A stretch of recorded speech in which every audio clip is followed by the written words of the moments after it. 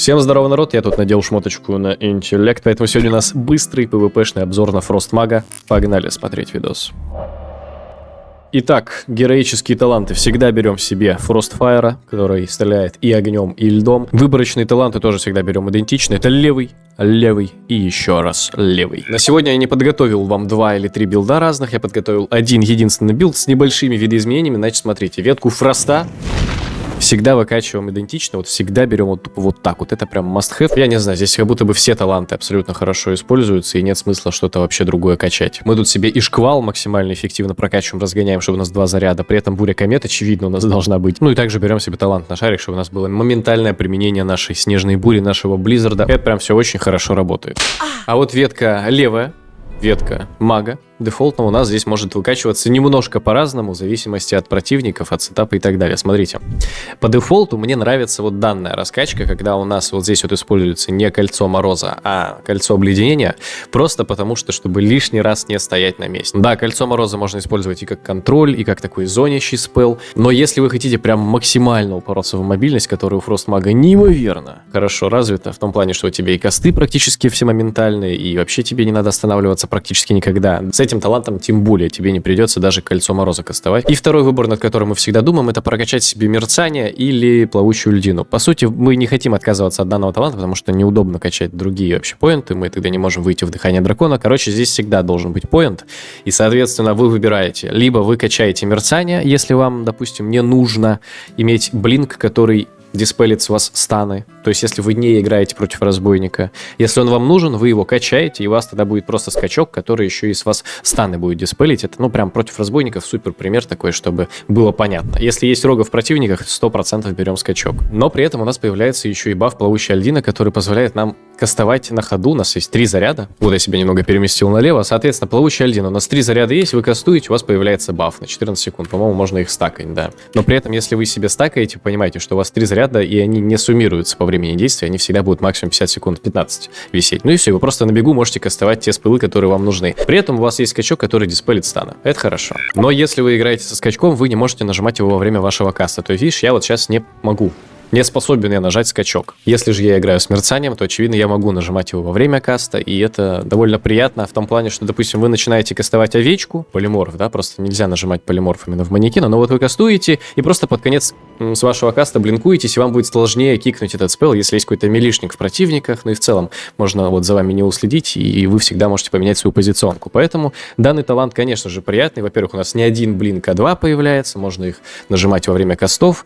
Соответственно, кольцо обледенения как работает? Мы нажимаем моментальный каст и просто примораживаем противников в радиусе возле нашего основного таргета, на который мы его нажали, также противников. Просто дополнительные руты, только не в вашей ближней дистанции, как вот кольцо, да, льда, а на дистанции таргета вы нажимаете и вокруг этого таргета. Опять же, это максимально приятно использовать против милишников, против кастеров не так важно, но в любом случае, почему бы и нет. Если же мы играем с кольцом обледенения, да, нам придется постоять на месте, пока каст-тайм происходит, но опять же у нас появляются дополнительные возможности. Ну, например, мы можем вот так вот заморозить каких-нибудь чувачков. И, например, мы не попали по какому-то противнику кольцом мороза, мы подходим сначала через дыхание дракона его оглушаем, типа, и потом просто начинаем взрывной волной его откидывать. И когда он будет пролетать сквозь кольцо, он застанется, при этом улетит и будет под станом стоять все равно. В общем, нормальную суету можно с кольцом мороза наводить, но опять же, это просто дополнительный такой спел, который нужно кастовать на месте оставаясь. И если вам неприятно, и вы понимаете, что такой вот сетап противника, когда вообще на месте стоять не хочется, лучше все-таки взять себе кольцо обледенения. Как будто бы кольцо мороза смотрится гораздо выгоднее против кастеров, а вот кольцо обледенения против милишников, когда вы играете. Ну а весь дополнительный контент, что я записываю, вы можете найти на моем бусте. Здесь у меня и для 3.3.5 аддона контент имеется, и для актуала. Полный гайд по настройкам моего PvP-шного интерфейса и PvP аддонов присутствует, также имеются гайды на другие классы. Поэтому, если планируете поддержать канал копеечкой и вас интересует дополнительный контент, первая ссылка в описании, приглашаю на свой бусти, но на этом рекламку заканчиваю. Погнали смотреть видос. По билдам все, теперь посмотрим на PvP-шные таланты. Здесь мы всегда теперь используем просто лютую имбульку. Оверповерит барьер. Они, кстати, реально оверпавернули Оверпавернули, интересное слово. Наши барьеры. Это же просто офигеть, что теперь можно, какую суету наводить. Мы поглощаем на 100% больше дэмэджа, пока на нас действуют барьеры. Да, они теперь не так долго на нас висят, но вы можете любой бурстовой заезд просто на нет свести, если нажмете одну кнопочку. Так при этом вы еще 60% дэмэджа рефлектите обратно в противника, ну, частью вашего барьера. А если вам морозный ваш барьер, часть вашего барьера, которая морозный ломают, она еще и взрывается. Blow Mind спелл какой-то, да? Он висит у нас всего 5 секунд. По сути, 2 барьера еще по 5 секунд. Но опять же, вот прикиньте, у вас монах какой-нибудь начинает бурститься. Так он же сам себе лицо сломает. Это просто офигеть. И при этом, ладно, вот, допустим, висят на нас барьеры 5 секунд. КД-то у этой штуки всего лишь 25 секунд. То есть, по сути, вы 20 секунд не будете под защитой, если мы просто нон-стоп клацаем барьеры. То есть, по факту, вы можете каждые 20 секунд сейвить свое ХП. Второй приятный талант сейчас — это снежный занос. Опять же, его можно использовать в комбинации с барьерами мощными. Вы просто клацнули на себя бурю, нажали барьеры и просто блинканулись в противников. Обычно за маг ты так не делаешь, потому что тебе могут лицо снести. Но так ты можешь заморозить противников и потом вернуться обратно. И, короче, суета.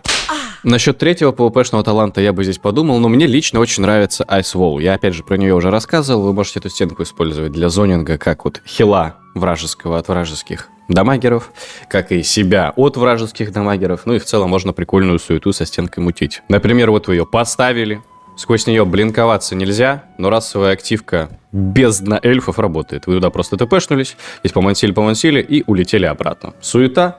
Лютая суета. Мне нравится. Если стенка не заходит, можете попробовать поиграть с мастером овцепасом. Вот главный пастух. Потому что прикольные бафы вам дает просто, когда вы шипуете противника. А шиповать вы будете, очевидно, хоть кого-то всегда. В прошлом патче мы играли с талантом на наш шарик, на нашу арбу, который позволяет нам, соответственно, разместить этот самый шарик там, где мы хотим. Просто вот в области, а не посылая его вперед.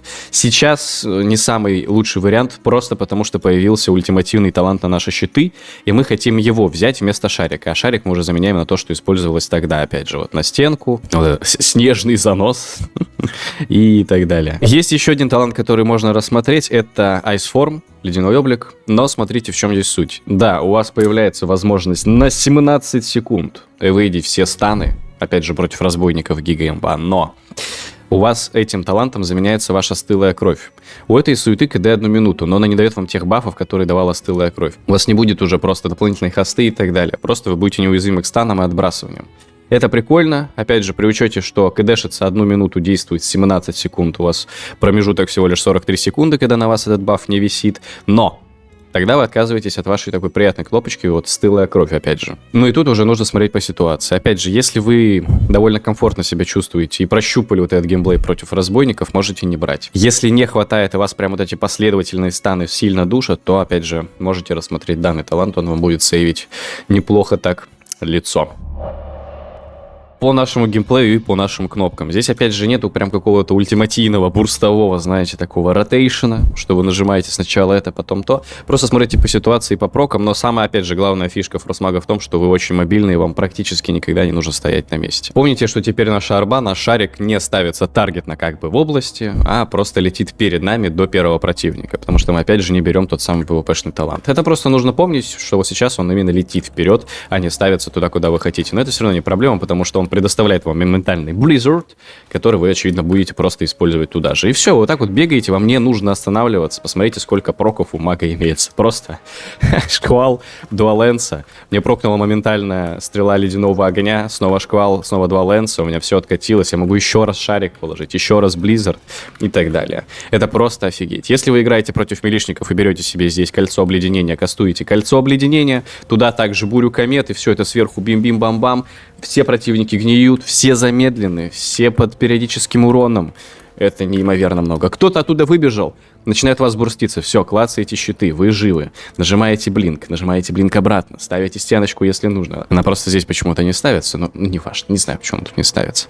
Не забывайте использовать чарократно те бафы, которые вы можете воровать, но не воруйте все подряд, потому что, 20% маны стоит, это очень много. То есть вы буквально за 3-4 применения можете все свои ресурсы потратить и будете потом долго после этого останавливаться. Но в любом случае у кого-нибудь паладина там пару бафов своровать, это прям хорошо всегда бывает. Но я уже проговорил по поводу щитов. Сейчас они, если длятся всего лишь 5 секунд, но очень много дэмэджа, во-первых, поглощают, во-вторых, откидывают обратно во врагов, поэтому можете использовать просто на каждый бурст ваших противников. Вот просто видите бурст, который по вам летит, нажимаете спокойно щиты, отдыхаете 15-20 секунд и нажимаете их еще раз под следующий бурст. Убить вас нереально. Но если вдруг щитов не хватает, у вас, во-первых, есть дополнительный талант, который кидается, да, 3 минуты, но все равно предоставляет вам так же. Так при этом не только вам, а еще и вашим тиммейтам. И если даже этого не хватает, помните, что ваша кнопочка, которая инвиз, великая невидимость, на 60% понижает по вам дэмэдж на 3 секунды. То есть вы можете его использовать прямо во время боя, не ради того, чтобы в инвиз уйти, а ради того, чтобы у вас было понижение урона на 3 секунды потом. Тоже как сейф можно использовать.